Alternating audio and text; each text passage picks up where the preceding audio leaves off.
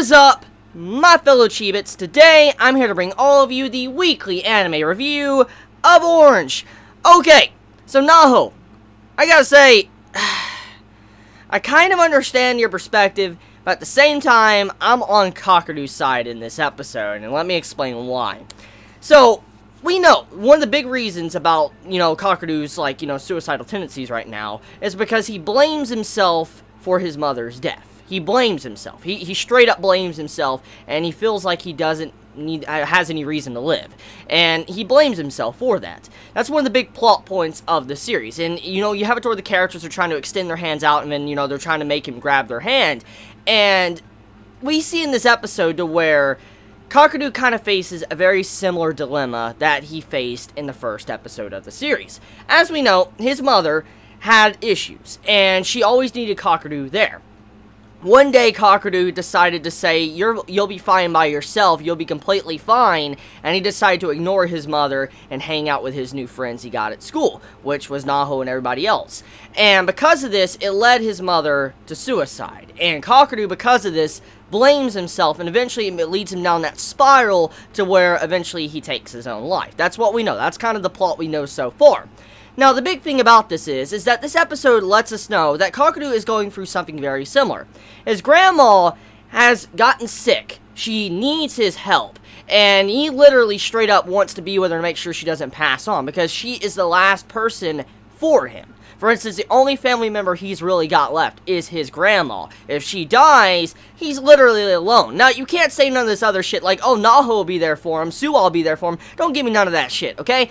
At the end of the day, when someone's going through these type of problems, and they're facing these type of issues where they're blaming themselves for the death of someone else, just saying something like that, I guess, generic shit, it's just not gonna work. Like, oh, I'm here for you, you'll be fine. Just throw that crap under the rug. Okay, so getting off of that, where Kakadu, he faces this situation where he realizes he needs to be there for his grandma, and he's wanting to do anything for her to make sure she's fine. And in a way, this has kind of developed a tendency in Kakadu that we can clearly see in our eyes after this episode. As we know, he blames himself and he wishes he was there for his mother to help her out. And one of the big things I talked about in the earlier portions of Orange was that no matter what you do or try to do, if someone wants to take their life, something is going to happen. They're going to take their life. You just can't stop that. Even if you admit them to a ward or anything, like you get them help, if they want to take their life, you can't stop it. No matter how much you want to stop it. It's not possible unless they want to fix themselves. See, Kakadu has developed this tendency to where he feels like if someone needs him, he should be there,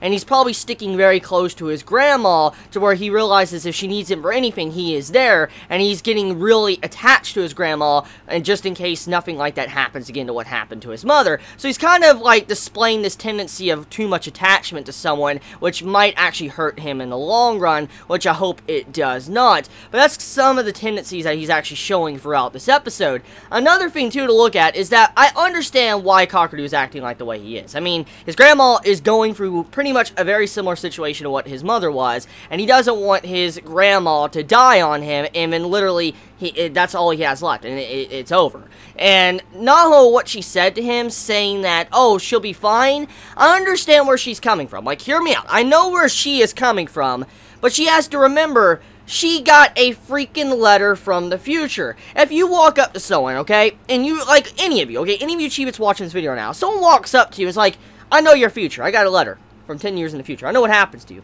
You'd probably laugh in that person's face. Regardless of who it is, you'd probably laugh in their face, think they're lying, or talking bullshit. That's what you would think. Just, let's be straight up honest. Let's be honest here. You would probably think that, okay?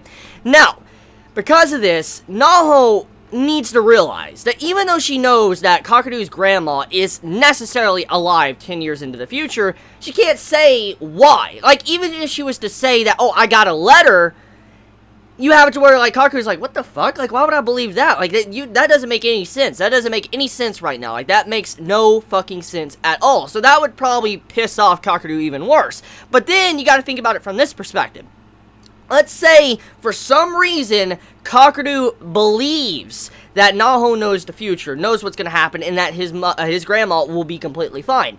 Then he's going to ask this question. So, you're telling me you got this letter, and you know my grandma's going to be fine, so why do you have these letters? Questions are going to start being asked. I mean, eventually it's going to lead to, you know, the reason why they got these letters is to save Kakadu. And then he's probably going to start asking these questions since he already has suicidal tendencies. He's like, so you're telling me that the whole reason you've been helping me this entire time is just for you could save me, but it hasn't been you guys really trying to be my friends? Like, you guys were forced to be my friends in this timeline. You guys didn't make this good relationship with me because you wanted to. You felt pity and guilt. That's how he's probably going to perceive it, and you wanted to save me. And so when you think about it like this, Naho is in a very complicated situation. She can't just necessarily say that the reason why she knows his grandma is going to be fine, but at the same time, she needs to realize that she needs to know that saying something like that to someone is pretty fucked up when they've already gone through such a similar situation with their mother.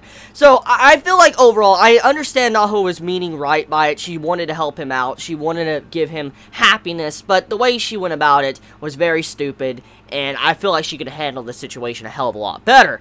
Now, in terms of, you know, Kakadu's situation throughout this episode, like I said, I understand why he's acting like he is. I mean, the overall emotions, the guilt, the, you know, the consciousness he has about how his mother died, to how he wants to kill himself as well, it makes so much sense. It's a realistic emotion he's feeling, and the way he's acting throughout this episode, it makes so much sense. Seriously, it makes so much sense. And I have to say, when it comes to that regard, Kakadu is a very good character just for being really realistic when it comes to the emotions that his entire character design kind of gives off. I mean, the way he's been written is a very good character. The way he kind of drives himself, the way he acts and all that, it really makes me happy to see a character written as well. I mean, he's kind of a depressing character, obviously, but I mean, yeah, it's a really good thing to see such good writing and realistic writing and handled in a mature fashion. What the hell was I trying to say? Handled? Anyways, handled in a mature fashion.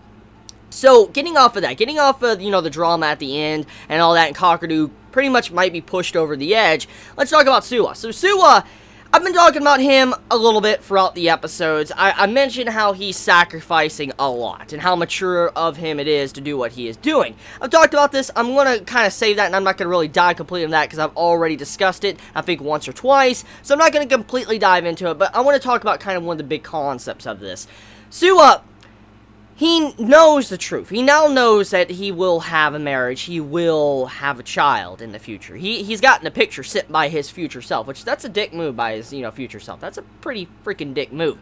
But Suwa, in this episode, he faces a complication because he wants to help out. Like, he loves Naho. He wants to help her out. He wants to be with her, but he knows that he can't, and he wants to save Kakadu. So he's literally giving up his happiness for everyone else. And it's so sad because this man thinks nobody's on his side. Like, you see even in this episode, he's like, nobody's on my side, and then he realizes they were trying to cheer him up and all that, and you're like, oh, I guess someone is on my side.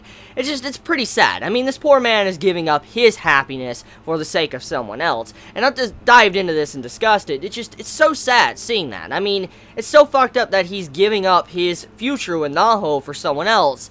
And, I mean, it's just so many variables right now. I mean, anything could happen. I mean, anything can happen with Kakadu. As I've already said, if the man wants to take his life, you can't stop that unless he wants to reach out and change it himself. So, yeah. Anyway, Suwa, I feel bad for him. He is definitely my favorite character in Orange, easily my favorite. I kind of feel bad for him. I do hope he has some form of happy conclusion in this series. I hope he doesn't end up alone or sad or whatever, because he definitely deserves someone good for him. He definitely deserves a very good person to be with, because he's done a lot, and he has a very good, caring heart. I mean, one of the main reasons why I think that Suwa is kind of giving up his happiness is probably because he knows in the past, since he was the only one that knew about Naho and Kakadu's love for each other, and he ignored it, he probably felt very guilty. He felt pretty damn sad, and he realized that what he did was very selfish, and he realizes what he did he wishes he could probably take back. That's his regret. He wishes he wasn't selfish with Naho, and I feel like that's kind of why he's probably denying his own happiness, because he was being selfish in the other timeline, and he doesn't want to be that selfish in this timeline, which is very sweet and it's very sad. So that's about it. That's my thoughts on this episode of Orange. It was a good episode. It was. I just wish Naho knew what to say a little bit better, but I mean, it's a very complicated, situation. It's not something anybody could really just, talk about and discuss, let alone about the future stuff. I mean, you can't just walk in and just say the right words to someone that's feeling that depressed as Kakadu. So thinking about it, I guess Naho handled it in the best way she possibly could, but at the end of the day, though, it might have caused some problems. So let me know your thoughts in the comments below. You all have a wonderful day or night wherever you live. Please be safe. Chibi out.